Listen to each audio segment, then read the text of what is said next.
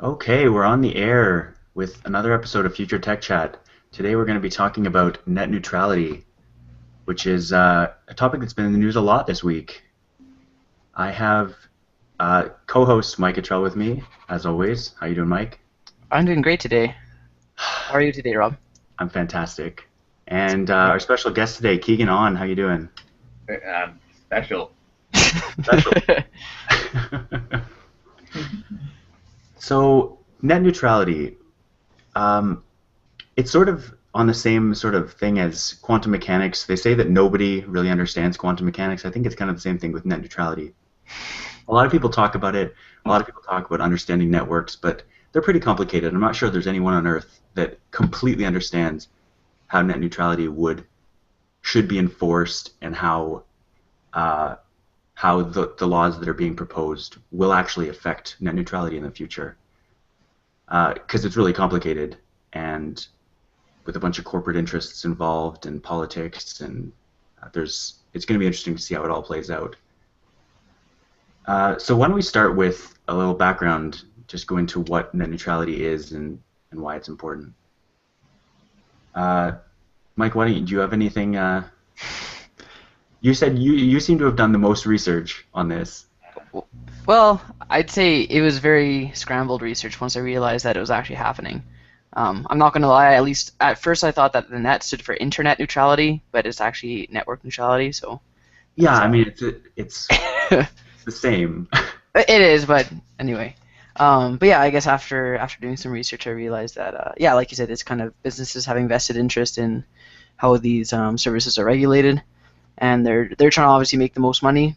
But there's other businesses that rely on an open internet and not having those restrictions and those efforts from the service providers. So it's kind of a butting of heads, and it seems like the service providers seem to have had the upper hand and the freedom to do as they please because they haven't been regulated as utilities or essential services. So I guess the whole basis of this issue is how they should be regulated and what changes need to be made to make it I guess a benefit for both ends. Not only just for the public but also for the service providers because they deserve some consideration too. But I think it needs to be within reason.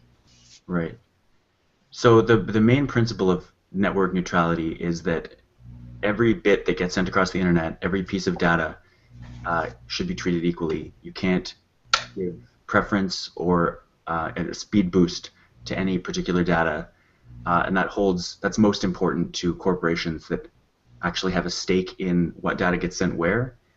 Um, and basically, net neutrality is really important because the internet was founded on the principles that the internet should be open and that nobody should have control over it.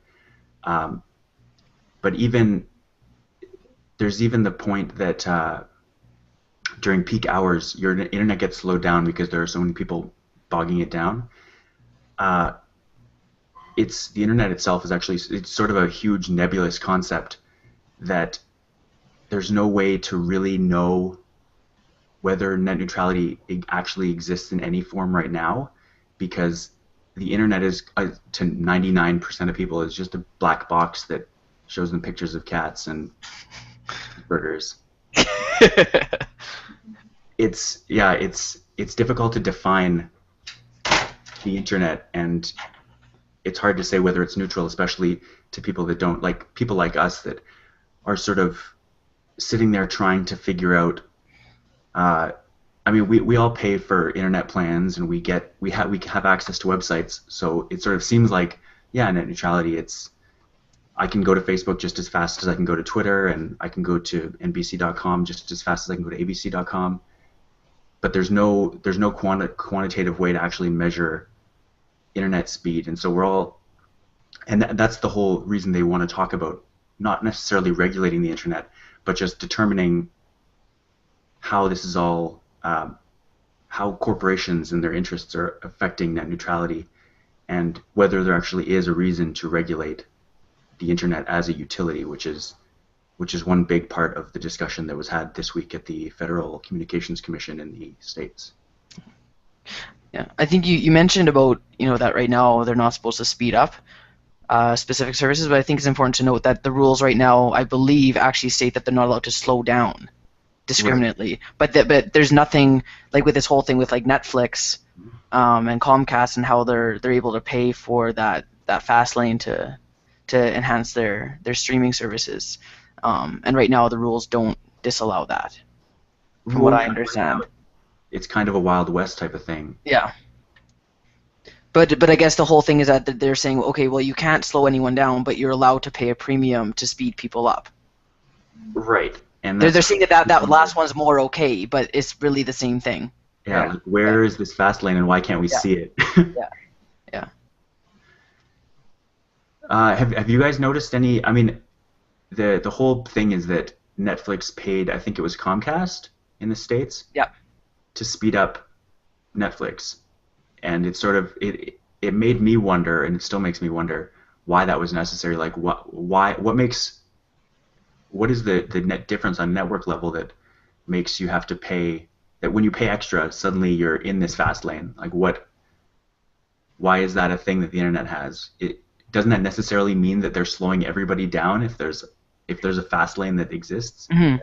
If they have the potential to speed up, yeah. Yeah. Like, I see the difference between like 3G and 4G. The limitations are there in the technology that of 3G. You need hardware that's fast enough to access the faster internet. But when you're dealing with a company like Netflix, their bandwidth is so much bigger that it really is about how much speed they can actually pump out of the internet. And it's really hard to say for individuals, and especially individuals that don't actually reside in the states where the laws are being decided right now. But it's important to remember that the U.S. has a lot of push and a lot of clout in the world when it comes to making policies on new technology. And so the decisions that are going on there are going to affect Canada, and they're going to affect the whole world. Yeah, I think they set a very strong precedent for law in general, especially internet law, because there's not very much existing internet law currently. So I think countries will latch on because of that. Yeah. And well, I was reading the other day that in terms of internet, the States actually isn't that great in terms of overall internet connectivity and internet speeds. When it comes to like the countries like Korea and Japan and a lot of European countries actually have more robust and faster internet service than the States and Canada do. And that policy in the European Union is actually quite a bit better than the States policy, just because they sort of seem to have a better handle on it, and they're more trying to get ahead of the internet as opposed to letting whatever happens happen. There's been talking about all kinds of things, any sort of political issue. There's been a lot of push in the States from corporate lobbyists to sort of have money control any issue, and so whoever has the money is basically making the decisions, and that's what's happening with the internet, is that companies like AT&T and Comcast and Time Warner are spending millions of dollars, if not billions of dollars, trying to make sure that they can get a fast lane, because that will enable them to charge people like Netflix to pay extra to get internet. So you look like you have something to say, Mike. I was gonna say, but just as far as the regulation itself, it kind of came up out of the ether, and people started using it and realized that you could, like you said, look at pictures of cats and cheeseburgers on it as opposed to just post on message boards and bulletin boards. So I think, and then businesses realized that it was a way to make money as well. And I think it kind of was very largely self-regulated or self-sustained, and then it got to the point where people started taking advantage of it. And then at that point, then it's like, okay, now we need regulations. But because those regulations weren't in there from the beginning, it's kind of harder to play catch up and start retroactively saying, okay, now you're doing this now, but you're not allowed to anymore, as opposed to having those rules in the first place. I think it's kind of likened to, say, any new industry, really, like oil and gas or automotives. Like the first to market people will basically be operating without regulation. And then once more people enter the market and there's more things to kind of be looking at and worrying about, then that's when the regulation comes in. But I guess is more hindsight than anything. But it's like, well, if we had some regulation from the beginning, then we wouldn't have to worry about trying to play catch up. Yeah, I think it's hard to go back once companies see the kind of money that they can make in an unregulated market. Yeah. And I think it kind of fosters this idea of, I think it's less that they'll be focusing less on following regulations and more on how to get around regulations and how to find loopholes to kind of get back to that initial state. Yeah, it's the same thing with patents, right? Like technology patents, those companies spend, like Rob was saying, millions and billions of dollars on lawyers to try to find ways to get around patents. Yeah. You'll look at Google's patents and say, okay, we want to do the same thing. What do we need to do to get around this patent? And that's what they pay people to focus on. So when you have that kind of focus on getting around regulation and getting around laws, then it's a losing battle, for sure. Yeah. It's interesting because there's sort of been a case made over the last week with all this stuff, saying that for sort of individuals, all this stuff happening with net neutrality and net neutrality law doesn't really matter, because it doesn't really affect people on a personal level. It affects economics and politics between big companies like Netflix and Comcast. And we might have to sit through a couple days where there's slower Netflix speeds, or where I think there was a big dispute in New York last year where they couldn't reach an agreement, and so Time Warner just cut a bunch of channels in New York as a strike tactic. I remember that, yeah. And so that's the only way that we would really be affected. And so there's a lot of people, well, not a lot of people, but people have been saying that there's sort of no reason for the ordinary person to worry. And that's a little bit dangerous, because there are a lot of people who make their living on the internet, not only through companies, but people trying to start their own companies, start businesses as entrepreneurs that are going to have a lot harder time competing against the big guys. And we'll see, I mean, we've already seen it a bit, but we'll sort of start to see the Walmartification of the internet, where big companies are allowed to squeeze out small companies by charging them a ton right out the gate. And then once the competition's gone, they'll just raise their prices until nobody else can come in. Yeah. And even on a more individual level, like, I don't see how companies could have this capability to create a fast lane and then not extend that to the consumer, to the everyday user. And I think what this is the start of is this kind of tiered internet system where now, it used to be an issue that, some people have internet, some people don't, and now I think we're moving towards globally everyone has internet, a lot of people have internet, but now we're moving towards a kind of everyone has internet, but people who have the money can have a better internet. So we're kind of creating a tiered internet system that is going to be expensive. Yeah. Actually, on that note, and that was a good segue into this, and I don't know if Rob's probably read it, and I don't know, Keegan, how much you look at The Verge and their articles, but they posted a fairly viral article. I think it went around the internet a bit. They titled it "Your Corporate Internet Nightmare Starts Now," and it basically kind of painted a very grim picture of how a future would look if net neutrality was completely disregarded and companies had their way. And it kind of paints a little fictitious picture of it, but it's very realistic in the way that if we don't have these regulations, it could very well happen where you're paying for internet, but not only are you paying a premium to get reasonable internet speeds to do anything, but you're also buying website packages.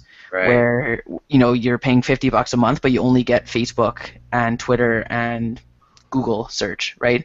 And if you want YouTube, then you're gonna have to pay an extra $10 a month. And like that's what it could come down to if these net neutrality rules don't come into effect because, like you said, companies come up with whatever they can to squeeze every last drop out of us as consumers.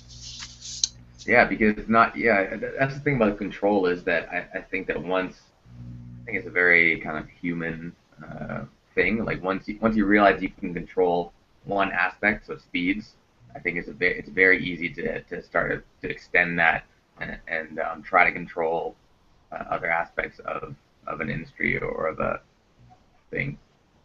Yeah. Mm-hmm. I mean, you can start with the argument. Right now, we have in Canada we have a situation that is still within the realm of no corporations are paying for fast lanes or anything like that we know of, but you pay for a certain internet speed and a certain amount of internet. There's no sort of by service thing. If you other than the fact that maybe if you want video, you're going to go over your caps. If you want like 1080 video, it's just going to eat through your data cap a lot faster. But with a decrease in competition, as we've already seen a little bit, you're going to start to see data caps going down. So they'll give you faster and faster internet, but and sort of course the quality of pictures as screen resolution gets better, it's going to take more and more data to get the same content through. Mm-hmm. And I mean, it's already started, but we're going to get to the point that people will have to, even on their home network, they're going to have to limit the amount of stuff they can do. They can be on the internet for as long as they want, and they'll have fast internet whenever they are, but they'll be afraid, like they are on mobile networks right now, to go over their data caps because prices are just going to be ridiculous. Right. I think that's a big issue, is that it is such a low competition industry. Kind of like oil, for example. Like that's the reason that companies can operate and charge so much, is that there's no kind of competition, and there's not the infrastructure or like legal infrastructure to foster a more competitive environment. Yeah. I think the difference with the oil market though is that it is a market. Like it's market driven, and it's a supply and demand type industry. There are regulations. And there are a lot of regulations, and that's kind of what I was thinking back when it first started out. There weren't those regulations, but governments have been able to kind of clamp down and kind of have those regulations, and hopefully we get the same with this internet. Right. And I don't think there's any way to make the internet a public market the same way that commodities are. But if there was some way to kind of allow the public to have more of an influence on internet prices and mobile network prices and all that kind of stuff, then that'd be a good change to see, I think. Yeah. I don't know.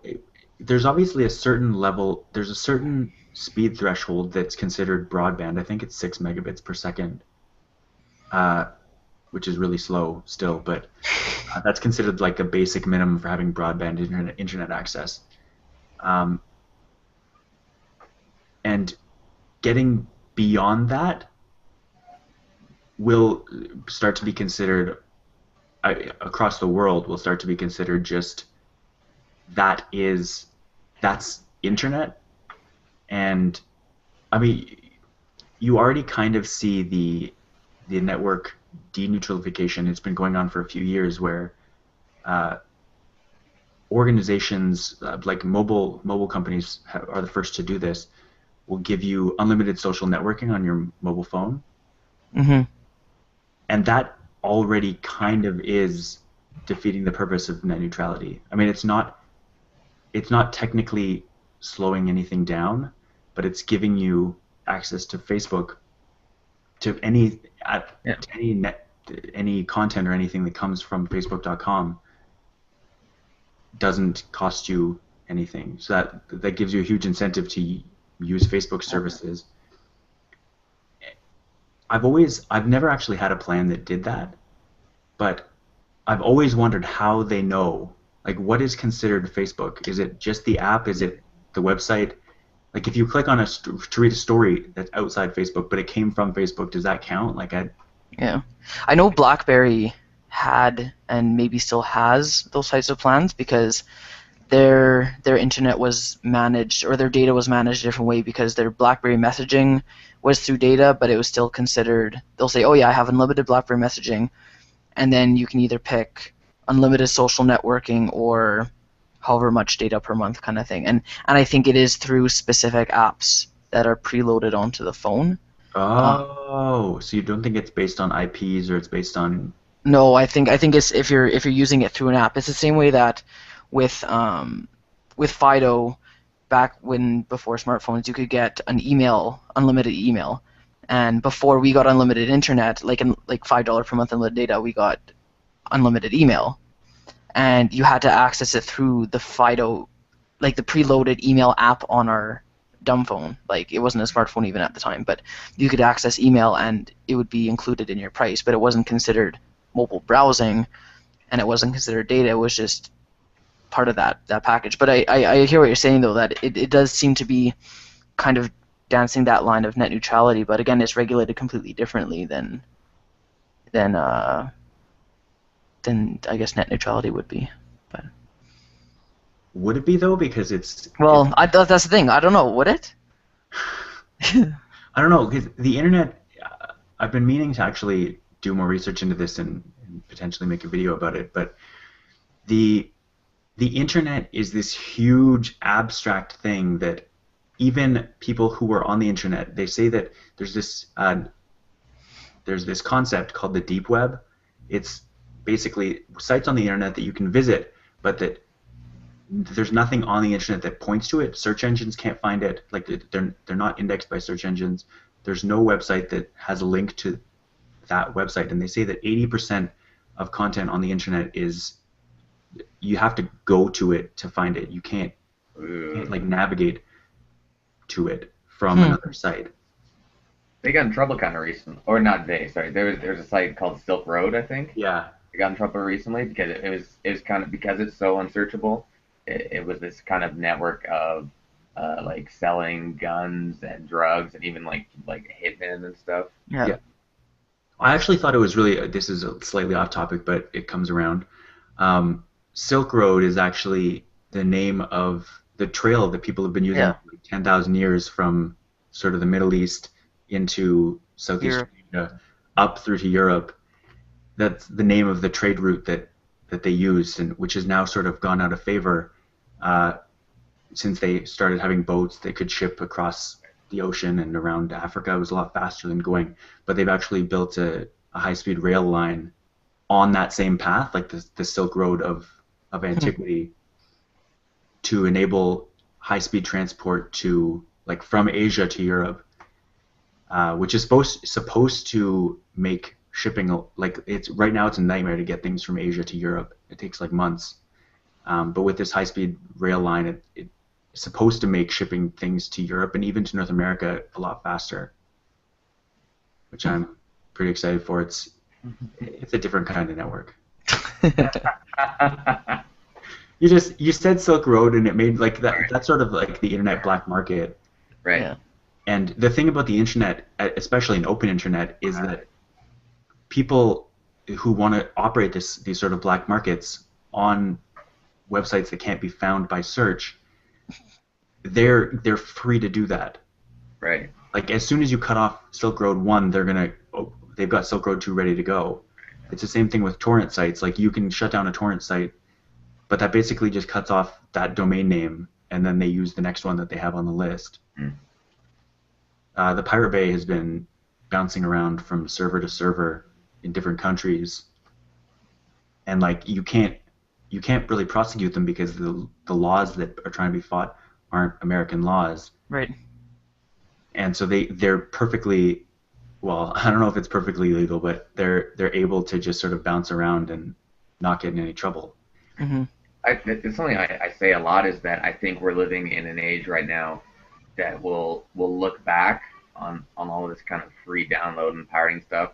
We'll look back and be like, can you believe like that used to be, like we could do that? You know, like it's just so much. I think there's so much money or potential profit loss for companies that I can't see it kind of going on forever. You know, I think I think we're seeing more of a crackdown on torrenting sites, and uh, yeah, I just don't see them being able to operate for much longer the way they do. Right. I think Yeah, for they've been I use the example of it's very common for people to download like pay-per-view sporting events like UFC stuff. And now the UFC has started to like really crack down on sites and actually users as well, and handing out fines for illegal downloads. And I think that's only going to get worse because they realize that the money they're losing. Yeah. I think we were sorry. Yeah, I was gonna bring that up. Yeah, you can go ahead and mention it. I forget what it even was now. It was about I think it was about smart TVs. Yeah. I think we were talking about smart TVs at the time. Yeah. That companies are some companies. There are companies like HBO and companies like Netflix that are sort of trying to stay ahead and come up with, like, if the UFC came up with a solution that was as good as or better than these sites that are pirating and or illegally downloading and streaming their fights, if they came up with a system that was easier to use, people would use that. Right. If movie networks, I think that was what the main thing I'm talking about was with theaters and stuff. Yeah. With movies for download, and you could download them the night they came out for like $10 or $15. Right. Yeah. People would do that. People would not go out to the movie. They would stay in and watch it. Mm-hmm. The TVs are big enough, and couches are a lot more comfortable than movie seats. You don't have to pay $10 or $15 for movie tickets. Mm-hmm. That would happen, but we also mentioned. Well, I mentioned in that episode that there doesn't seem to be any motivation for people, like companies like, I guess, the UFC and movie networks and TV networks are trying to crack down on these people who have come up with great, really good engineering solutions to the exact problems that these companies are having. That people aren't downloading their stuff because it's too hard or it's too expensive, and they've come up with cheap, really easy ways to distribute and make money off the TV. And if the TV networks actually just taking their ideas is another way to go about it, but if you actually just approach these people, rather than prosecuting them, just hire them, be like, make our system as good as your system is. It seems like that would be so easy, but there's so much hate in North America in particular, in the States, with all the lawyers and all the patent law and the MPAA and the RIAA. Everyone just wants their money, and they're going to basically sue to get it or throw people in jail. But the only reason it's at that point is that this current system is so bad. Right. Mm-hmm. And as bad as the system is, I think that it's very hard for a company to invest in a new way of doing things, a new business as usual. I think it's very easy to just continue to do what they do and make the money they make and just kind of prosecute people instead of working around it. But I do think that it's more of a long-term benefit for companies to adapt. To stay not to stay young, but to try to look for the next thing as opposed to depending on the previous thing. Blockbuster is the perfect example of that, because there's a story that came out. I mean, people probably talked about it a long time ago when it was happening, but sort of a look back at Blockbuster's history, and now they're basically, I don't know if they're completely bankrupt, but they've slowly been moving to a digital thing, and all the stores are closed. Mm-hmm. But when Netflix was first delivering mailing CDs out, they approached Blockbuster saying, "Hey, we have this digital streaming thing. Would you be interested in a buyout? We're really interested in working with you." And Blockbuster was like, "No. We are video stores. That's what we're doing. We're gonna win. We're sticking with that." And then profits jumped off a cliff as soon as Netflix started doing digital distribution. Yeah. John Mulaney has a joke that's I was when he was a kid, he was like, I was on the phone with Blockbuster Video, which is a very old sentence. On the phone with Blockbuster. That's funny. Well, even when we talk about net neutrality, having everybody have access to the internet is becoming as important as everybody having a phone was 10 or 15 years ago. Yeah. I was having a conversation last night even. I'm always constantly, not every day, but every week at least, explaining to someone why Twitter is so important to an open internet and to the internet becoming sort of more sustainable. Customer service is better on Twitter than it is on the phone. Oh yeah, for sure. If a company has a Twitter account, guaranteed they have some system in the back that is tracking all the tweets, putting them in order, and there's people responding to them way faster than if you were to call. And I know TELUS is that way. I've used the TELUS one, and they responded like right away. Yeah, I was talking with Wind. I've done it with Logitech. Dell. I think I've done it with. It's unbelievable how well some of these companies have adapted their business methods to do that. Yeah. I'm definitely really pleased with the companies that have done that. Presto is another one. Our bus pass card system. Oh. Yeah. So I wanted to talk, because this is something that I think each of us has a point that we want to talk about. Between where we are, not where we are now, between full, complete 100% net neutrality, where every bit is treated equally and no corporation has the power to slow down or speed up the internet, and sort of the worst case scenario where the exact laws that the carriers and the internet providers want gets passed, and there's just no neutrality, and companies are making money by charging the customer and by charging the service, and sort of the opposite of net neutrality. Is there a middle ground that can come up? Like, do the ISPs have a point on net neutrality? Is there an advantage to be gained for everyone by giving these internet service providers any power to control and manipulate the internet as they see fit? I think, for example, a good or a positive aspect of the control is to kind of stop things like Silk Road or sites that are providing illegal goods or services. Like there has to be some kind of aspect of controlling content or making sure that porn doesn't pop up on everyone's screen all the time. Unless you want it, obviously. Right, yeah. Unless Yeah. it's subscribing to that service. That's actually the one good thing about targeted ads, is that Google search bots, they will check the content of a site before assigning ads, so you're not going to see, just because I'm sure if, like, based on money and advertising, porn ads would pop up a lot just on sort of like any random website, but they actually got really good at filtering so that you get ads for stuff that is actually relevant to the page. Right. Well, relevant to you.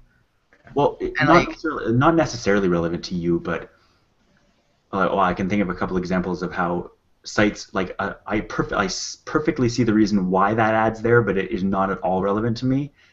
I saw an ad one time. Actually, I saw it a few times. It was an ad it was some sort of electronics store. I didn't click on it, but it was advertising an iPad, Beats headphones, and then an iPhone. And there was 3 pictures. There were 3 prices, little descriptions. I was like, I mean, I know that's targeted to me because I have those things, but that advertising does not work on me at all. Yeah. I didn't need that advertising. I'd done my research and I bought those products already. Yeah. I think you even mentioned that you wish there was like a button to say that you already had them. It's like, yeah, got it. It's like, it worked already. I don't need to see it anymore. well, I guess this is kind of off topic, but yeah, they came out with that the functionality of Google Now, how they now if you're walking in a mall or by a store, it will, if you've searched for a product, it will say, hey, there's a store near you that has this product. So if I was looking for like an iPad and I was walking by a Best Buy, it would say, hey, Best Buy has an iPad for $200, and it would like show that on my Google Now screen. And I actually think that's very useful. Well, I mean, yeah, you can. There's definitely the potential for them to take it too far and actually give you like a notification, like iPad Well, I 0.5. don't think. Yeah, yeah, But yeah, I see what you're talking about. I see the benefit of that. yeah. It's Google now. I mean, it just after spending 2 weeks with a Nexus 5, I saw the power that is the actual Nexus powered Google Now capabilities with all the news and everything. That update just recently, like in this past week, happened on iOS. So now I'm seeing news stories and Yeah. it's fun. But anyway, to answer your original question about the middle ground, I would say that I think it's very overprivileged to be saying we deserve 100% complete net neutrality, because I think the companies have a point saying they invested into the infrastructure, they're providing us a service, so I am okay paying for internet and allowing for some sort of control on their end. But at the same time, yeah, I think it's whether they choose to exploit and manipulate the the power that they have with that, and whether they use it for good or for evil. Yeah, there was a point that was made, and I'm not sure how true it is. I'm going to say it, and we can discuss whether or not you guys think it's true as well. Um, Governments make investments on infrastructure. That's true of roads and bridges and electricity and phone lines, and it's very true of the internet. Uh, Governments have made huge, like billions of dollars of investments into networks, like either through government funds to telecommunications or internet service providers, through grants to them, through subsidies, through all kinds of things. The government has given companies like AT&T billions of dollars to build better networks and to build faster networks and to build networks that reach more people. So them saying, "Oh, look, we made all this investment in infrastructure, and you can't just take that away from us." Like the government has had a huge hand. They wouldn't have been able to do it without government help. And basically, what the companies have done now is say, "Oh, the internet that was last year. We're done with the internet now." And they've stopped investing their own money into expanding the internet and saying, "Oh, like, we barely made $100 billion of profit this year. We can't afford to build out our infrastructure, but it's good enough anyways. We have all these statistics saying that it's fine, and customers don't want faster internet. They don't need it. They don't use it." And they're stifling innovation. The companies themselves are stifling innovation by saying that it's good enough right now, Right. but they're still taking that money and saying that they've already invested a whole lot of money, and that sort of to me is the main reason that I don't think corporations should have any say, unless it's very obvious to people that the government's been helping out. It seems kind of unethical. I mean, obviously, big corporations will do unethical things from time to time, but people A should lot of know. the time. People should know if the corporation that's providing the internet has, like, if they've actually made these billions of dollars of investments, they should have some control. But if the government's making investments on this internet infrastructure, people deserve to know that and can base their opinions on either their opinions on net neutrality or their opinions on innovation in the internet. I just think it's good for the information to be out there, because if you don't know that, it seems like, yeah, there's a good case for net neutrality, or for corporations to have some control over what parts of the internet are neutral and what parts aren't. Yeah. Right. But all the money came from, well, not all of it, but a lot of the money came from the government. Yeah. Trying to better things for everyone. Yeah. Well, see, service providers aren't not-for-profit organizations, so they're gonna have their economics geniuses looking at their optimization curves and saying, if we pump this much money into infrastructure and this much money into whatever, and whatever, and then they'll say, okay, where's our sweet spot? And so it's not going to be at that 100% mark where if they go full out developing infrastructure and bettering their service for the consumer, it's not going to necessarily result in more revenue and better profitability. So I think, yeah, I'd agree that it'd be good if they put as much as they could, but from a business standpoint, that doesn't make sense for them. So I don't blame them per se for doing that, because they are businesses and their goal is to make money for shareholders and for themselves. So I don't know if you just need to have some sort of regulation saying, every service provider, every company needs to dedicate X percentage of budget or revenue to infrastructure in order to maintain a level that gives the service to the customer, as opposed to just letting them budget however they want to and taking the profits themselves. But, yeah. I don't know. That's No, definitely, and the answer, as it is 100% of the time, is somewhere in the middle. Because obviously they are out to make a profit.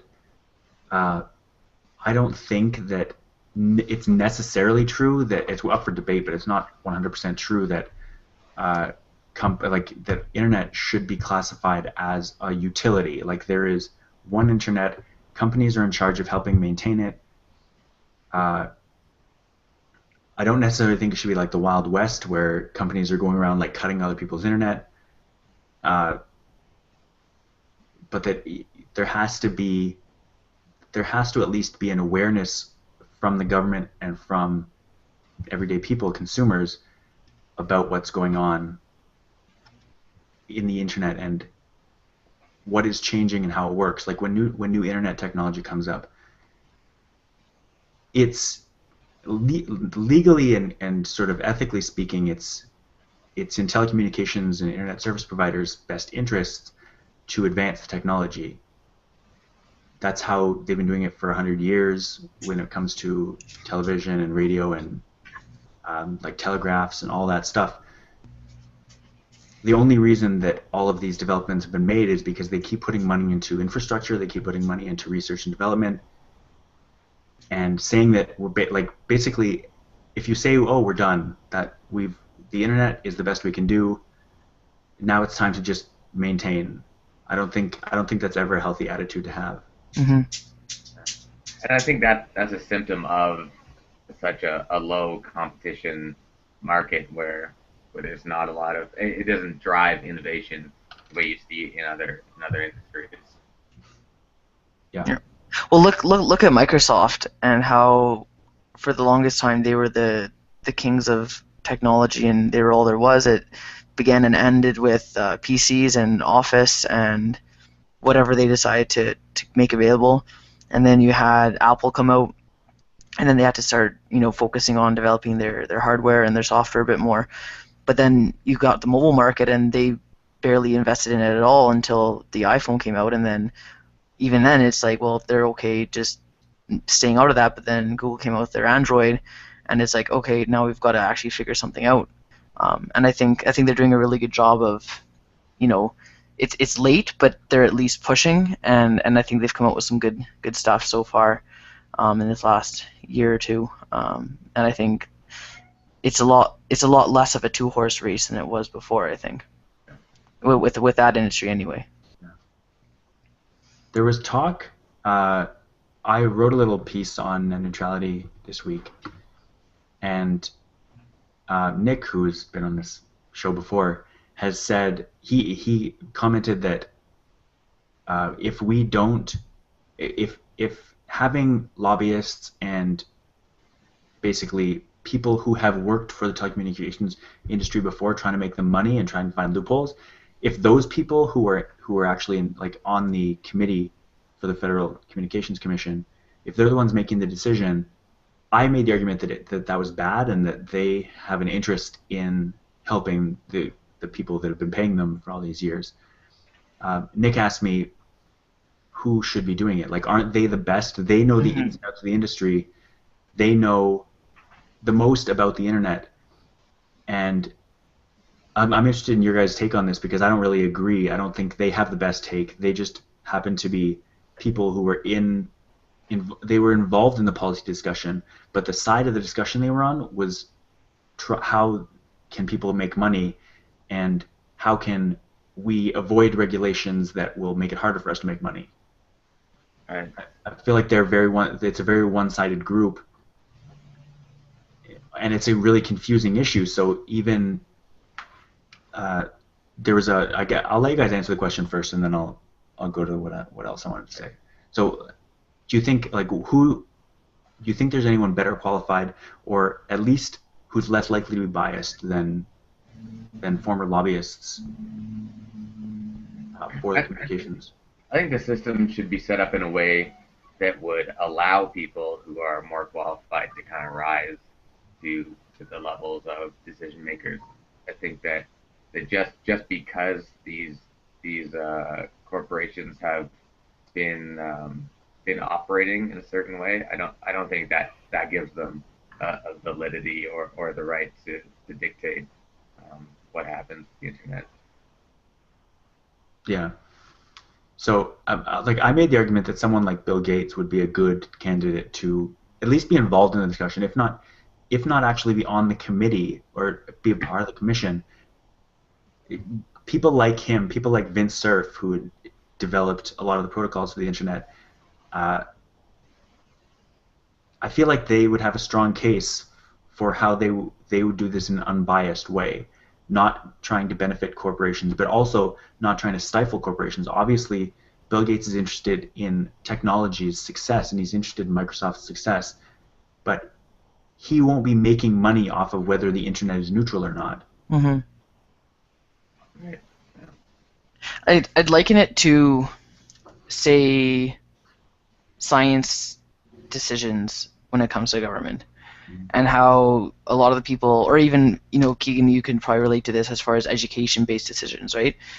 It's a bigger thing in the States, especially in Texas, how, a lot of the lawmakers for education regulations, they're, very right-wing, hardcore, like, conservative, and they have their own ideals, and, basically they're not qualified at all to be making education-based decisions. Same thing with NASA budgets, how the guys making decisions there, they don't have a complete grasp of the ramifications of cutting that kind of budget, and what benefits we'd get from scientific research. So I think on this end, when it comes to technology, I think it's worth having, as Rob alluded to, some sort of like advisory type committee that maybe wouldn't be making the decision itself, but could at least play a part in educating and shedding light on some issues that may not be immediately obvious to the people making the decisions. So. Right, because there's no reason for them to know anything about net neutrality. They're sort of they hear the side of the corporations because that's where the money comes from. Mm-hmm. They pay lobbyists to go and lobby Congress and to lobby the FCC on the side of not net neutrality, like Mm-hmm. closing down the internet, giving corporations more power. But there's nobody arguing the other side. There's nobody other than now that this law has come up. Sort of people are coming out of the woodwork and making their voices heard and letting them know that this isn't okay and it shouldn't be happening that way. Yeah. Well, look at Amazon, Microsoft, Google, like Twitter, Netflix. They wrote that open letter to the FCC and just kind of saying, I know you've heard a lot about net neutrality from your lobbyists and stuff, but there's a benefit to having an open internet, and this is what has gotten us to so far, and we need to preserve the openness that we have, and these are the reasons why. So I guess that's kind of a drastic, kind of emphatic stance on it, but I think it's a good start to kind of hear the other side of things for sure. Yeah, it's so weird. I know that is a meaningless phrase, but the internet, as somebody who spends 50 to 60% of their time on the internet, it seems weird to me that something that's so so like it's so abstract. Everything about the internet has this level of abstraction that you can't know exactly what's going on. Like if a website goes down, it could be the host that went down. It could be a network disconnection somewhere. It could just be your computer. It could be your internet service provider. There's so many layers of things that can go wrong. Whenever something does, it's sort of like, oh, well, internet's down again. Just wait until it's back. Just the internet's down. Yeah. Somebody's in charge of something, and it'll get fixed eventually. Yeah. It's hard to know if net neutrality is being enforced, if it ever could be enforced. It's really tough without going through a series like people have gone through tests, and you can see that a website's being slowed down by certain things if you go on. For instance, like if I was at home using my Wi-Fi, I would see that I had fast internet to this website, and then if I go on my phone, which is on a different network, suddenly it's either it's a lot faster or a lot slower, but it's different than my home internet. You know that something is happening on the network level that is causing something to either speed up or slow down, but it's impossible or very difficult to pinpoint where that slowdown is happening, and that's one of the things that if net neutrality goes through, or sorry, if the laws that are being proposed go through, it might be invisible to us that these changes are happening because they're happening slowly, and there's already so many things that if one thing is off or one thing goes wrong on the internet, the whole thing just doesn't work for a while. Mm-hmm. Yeah, just the fact that it's so abstract is what makes this difficult for me to know what to say. Right. And I think that's a large part of the problem with net neutrality is that people in general are so neutral about it, and that it stems from a lack of education. Like I don't know anything about how the internet really works or net neutrality. I think people in general are a lot less informed than even we are. Not to say that we're super informed. Mm-hmm. And I think that it's a big issue because people use the internet so much, but they have no idea how it works or what's happening behind this veil. And so I think that a possible solution is to start with educating people or kids about how the internet works and why it's important to use it properly, to regulate it. Yeah. One of the things I want to talk about this because I read there's a columnist who has bounced around a bit. He was originally at Slate when I discovered him, but now he is where is he again? I don't even remember where he is now, but his name is Farhad Manjoo. I think he's at the Wall Street Journal. Yeah, Wall Street Journal, that's what it is. But he's been at 3 places. In the last year, he's worked at 3 different journalistic organizations. Yeah. And he said this yesterday. I'm glad that I found this picture. He said he was talking about net neutrality and describing the problems that exist in the public dealing with net neutrality.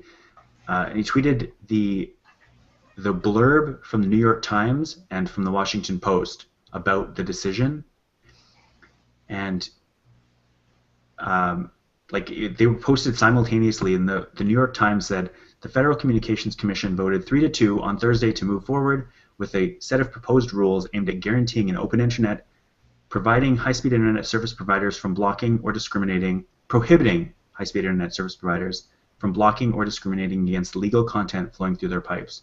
That was New York Times.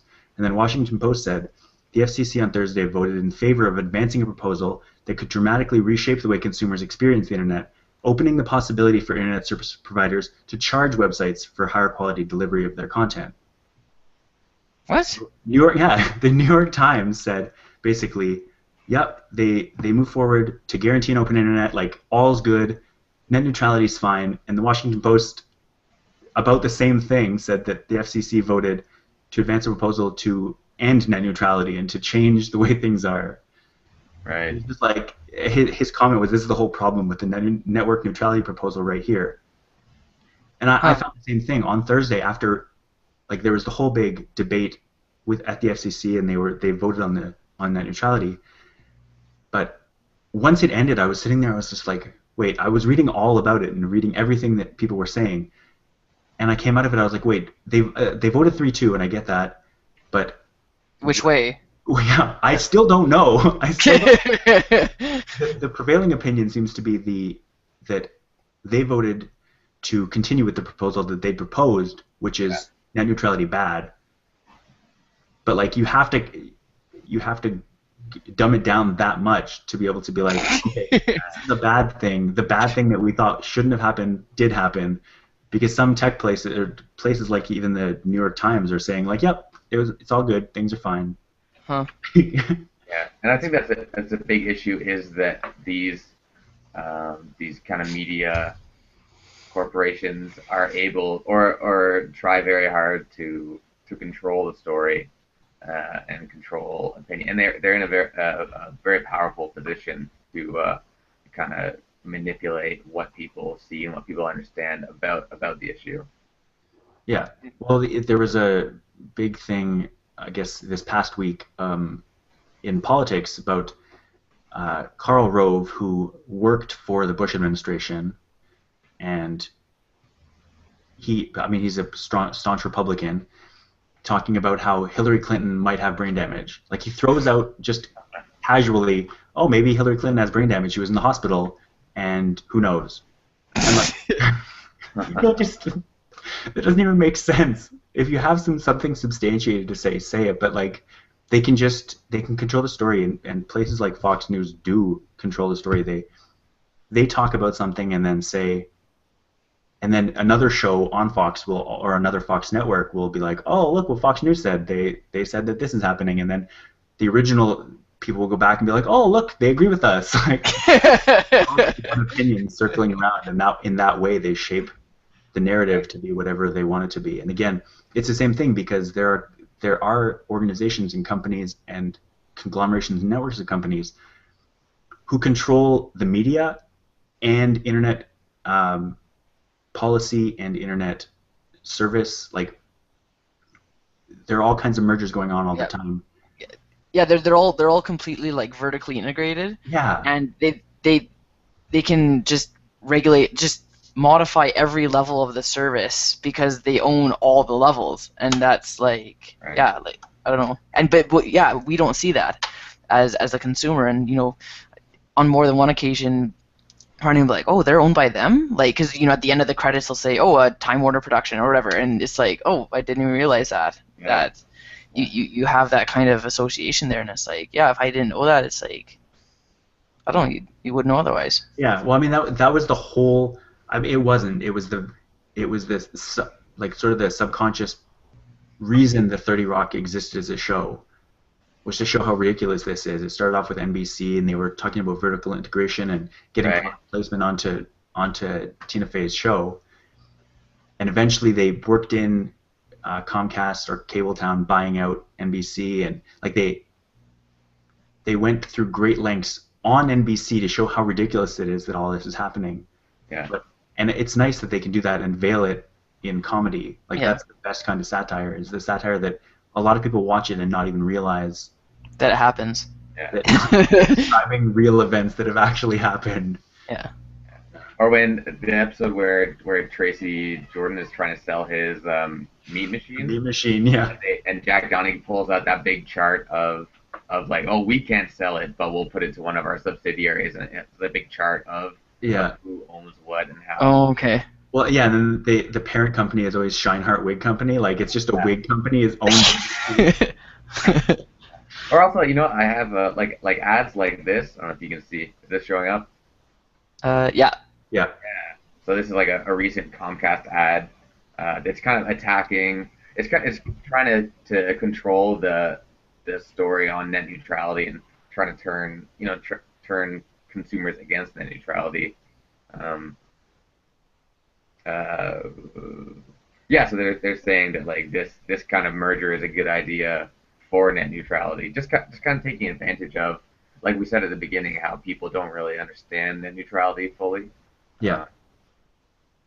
Just Yeah, and if people see this, and it seems like, yeah, this is probably a good thing. Yeah. Yeah. And I think like it goes back to the trust that Cool. us as consumers put in, in the companies and the services that we rely on. It's like, yeah, we pay for our cable, we pay for our internet, we pay for our phones, and we don't know anything about it, so we just trust that the companies are managing it the best way possible. It's the same way when you take your car to the mechanic and he says, yep, this is wrong with it, this is wrong with it, it costs this much, and you're like, okay, like that's what it costs and that's what's wrong with it, and they have every ability to take advantage of you, and you just trust that they're not going to. So Yeah, the whole big thing with the Time Warner Comcast merger that seems like it should be or will be going through is that they're saying that because they own, because they say that their overlap of places that have Comcast and places that have Time Warner aren't a lot, that they're not reducing competition because they are putting up new lines and having service in different places in the country. And so people won't, if they merge, people won't be losing an option because they never had both options to begin with. But if the merger does go through, you'll end up with like over a third of the population being under this one umbrella. Yeah. And it will be less competition. Like, we have no idea what's going on behind the scenes. I'm sure for years they've been dividing up regions, saying like, oh, okay, you guys go there, we're not going to go there, like, and they sort of partition out land that, and they're preparing for that. Like, the lawyers have said, okay, well, we can make this argument if you guys just stay out of each other's territory. You'll each take, like, you take west coast of, or the west side of Iowa, we'll take the east, and then eventually we'll get so many people and we'll be able to merge because we'll make this argument. And it's it's not great for consumers. And I mean, the same thing's happening in not exactly the same things happening in Canada, but with mobile networks, they're saying things and doing things under the guise of either increasing competition or not decreasing it. Right. But the result for everyone is that there's less competition. Yeah. Well, and there's a whole thing about how the Canadian government spent X million of dollars on an ad campaign about increasing competition with the mobile landscape, and at the end of the day, there's less competition. So it's like, okay, so A, why don't we have more competition, and B, why do we spend that much money on an ad campaign that didn't do anything? So it's kind of like, yeah, like, you can put all the words out there that you want, but unless something happens and something changes with the industry, you're not going to see any results. Yeah. And that's the thing with this, is that this debate and going back and forth on net neutrality is never going to end. There's no satisfying way to, like, even this episode, we can't end it on a satisfying way saying either everything's going to be fine, don't worry about it, or like run for the hills because the world's about to end and the internet's suddenly going to, like, this thing that we've come to depend on is going to go away or change in a profound way.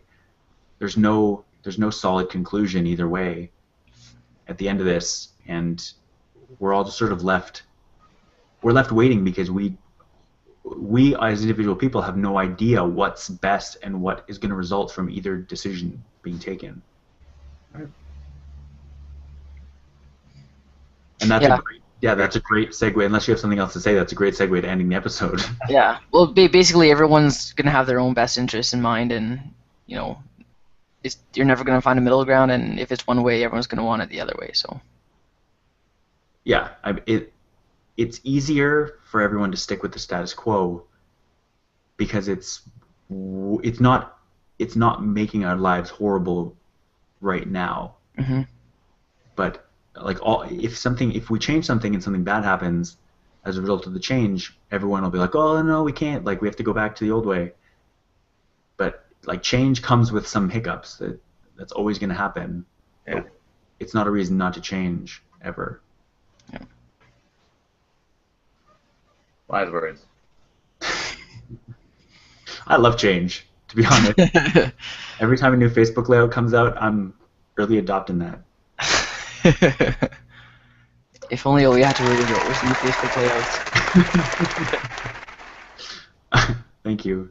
That wasn't me. That's just general people. All our viewers. No wonder it sounded like so many people applauding. So I mean, I guess we can leave it there for now, unless either of you have anything to add.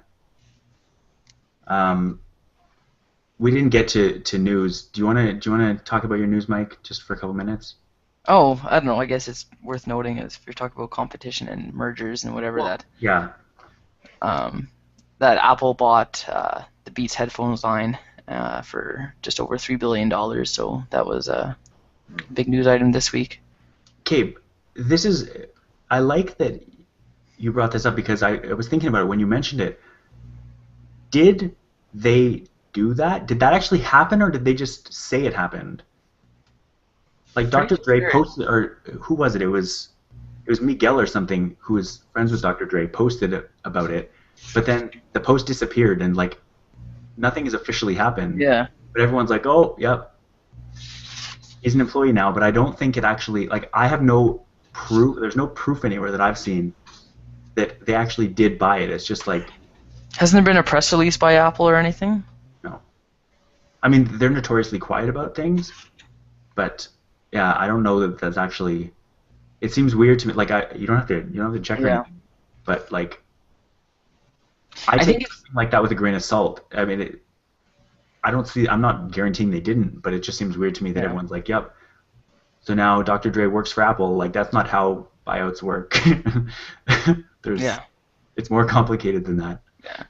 It might be like, legal details to work out, but it sounds like, I don't know, maybe the deal's done. Like, it's kind of like when Google bought Waze, the traffic mapping service, and, it was, people heard about it for a while, but it wasn't official until, the U.S. government approved it for anti-competition and that kind of thing, so. Right, and I mean, I'm not gonna hold my breath that it actually happened until I hear something like that. But like, it's interesting to contemplate, and you hear all these all people, like even people in the tech industry, going along with it, being like, "Yep, they definitely own them now, and it's done, and we don't have to talk about it." But I didn't see any official proof of that. Oh, I just saw people talking about something. I agree. Yeah, the news story for sure, but it just I found it weird. Oh. Was there anything you want to talk about, Keegan, news-based in the last week? No. The big news was the hearing. That's what I was looking into, and just unfortunate the way the FTC voted and was kind of bullied into accepting this proposal or going forward with this proposal. But I think it's important to note that it is just still a proposal, and there's still avenues that people can take to protest against it, or write your legislator if you're in the States. Yeah. And even I think it would be prudent to voice your opinion here in Canada, because if something like this goes down in the States, I think it's not long until it starts happening here. Yeah. There's 4 months, I think, of public forum and public discussion about it, and then the FCC votes again to see if they're actually going to propose it to Congress. Right. It's kind of terrifying, but that's why it's important to talk about it and reach out to any sort of political power that is in your district or that you have voting persuasion over. Let them know that you're not okay with this. I don't think us as Canadians are able to do too much about it, though. Not in the States necessarily. No. We can talk about it.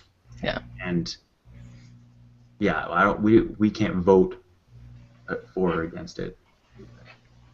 And we can talk about it and turn the conversation in a positive way for everyone, as opposed to letting lobbyists do it. Yeah. And we have the open internet to thank for the ability to do that. Exactly. So the story that I want to talk about is just, and again, this is unsubstantiated. This is based off of one tweet. The Tesla Museum that the Oatmeal Matthew Inman fought for last year and raised something like $1.5 million on Indiegogo, or another one of those crowdfunding websites. he's basically said, like, we bought the property and it's good, like, but we can't do the museum unless we have more money. Like, we need money. We've saved the actual property, the land that the Tesla had his museum on, or that he had his workshop on. But to make an actual Nikola Tesla museum, we need, he said, $8 million. And that was like a minimum. Yeah, and he bundled this with a really, really great review of the Tesla Model S car. Great and funny. Electric car. Yes, great. Like a great review in the sense of it was very positive and it was also very good. And basically, he reached out to Elon Musk directly over Twitter saying, like, help, like, this is the thing I wrote, this is what I think you should, like, can you help us with this? And he was basically like, yeah, I'm completely, like, he said yeah, but basically the implication is that he's completely on board because it's Nikola Tesla Museum, they named the company, Elon Musk named his company after Tesla because it's his engine design. And the ironic thing is that because patent and copyright law, this might not be ironic, but he's able to use the name because patent and copyright law was so much laxer back in those days when Tesla was alive that he can use, like, basically for free, it's public domain, he can use Tesla's engine, the electric engine, or not the electric motor, rather, so that this car actually doesn't have an engine. It runs completely on electricity.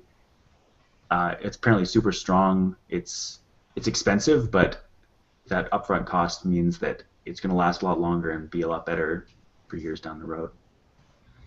To the point that, again, car company lobbyists lobbies in the States are trying to ban sales of the Tesla directly from Tesla to consumers. Like, basically they don't go through dealerships.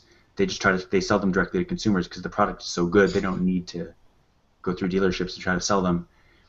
But there's no reason for dealerships there's no incentive for them to let this happen, because if dealerships did sell the Tesla, they would sell a lot better, but there's a lot more explaining, and so it takes longer to sell electric cars than to sell gas cars, and they require less maintenance, and so they're going to get less money on coming back. So there's literally no incentive for traditional gas-powered car companies or car dealerships to work with Tesla, and so they're literally trying to ban the sales in certain states of cars, like saying that you can't just go to Tesla.com and buy a Tesla and go pick it up. You have to go through a dealership, which just seems like the most ridiculous law in the world to make.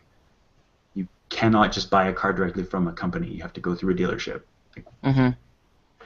That's insane to me, but it is. I think they passed it in New Jersey, or it's like very close to passing. It just, it makes no sense. But I'm excited for this Tesla museum, and Elon Musk is a cool dude. Yeah.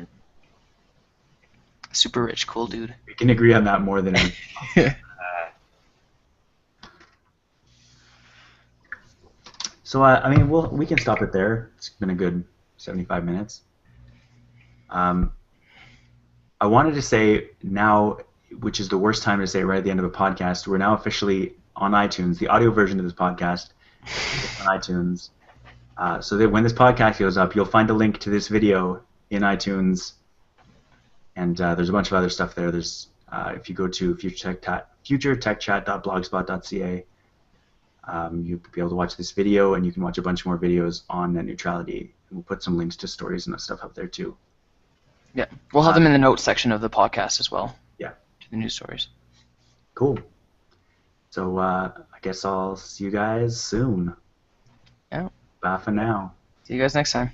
Bye.